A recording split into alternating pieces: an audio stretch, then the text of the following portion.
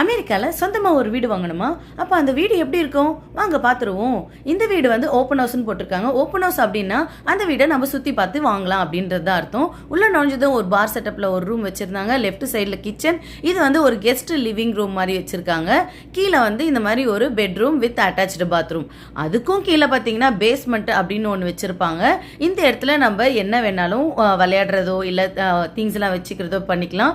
மேலே வந்து பார்த்தீங்கன்னா இதுதான் ஒரு மாஸ்டர் பெட்ரூம். இதோட வந்து ஒரு அட்டாச்சு பாத்ரூமும் வச்சிருக்காங்க. 2 சிங்க், டப்பு, அப்புறம் ஷவர் இது எல்லாமே வச்சிருக்காங்க. உள்ளே ஒரு பெரிய கிளாசெட் ரூமும் இருக்கு. பக்கத்துல பாத்தீங்கன்னா ஒரு குட்டி பெட்ரூம் வந்து வச்சிருந்தாங்க. அதுக்கு பக்கத்துல ஒரு மீடியம் சைஸான ஒரு கெஸ்ட் பெட்ரூம் வந்து வச்சிருந்தாங்க.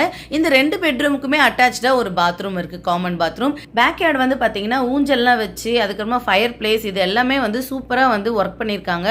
ஃபுல்லாவே வந்து ஃபென்சிங்கும் பண்ணிருக்காங்க. இந்த 4 BHK இண்டிவிஜுவல் ஹவுஸ் வந்து எனக்கு ரொம்ப பிடிச்சிருக்கு. உங்களுக்கு பிடிச்சிருந்தா கமெண்ட்ல சொல்லுங்க.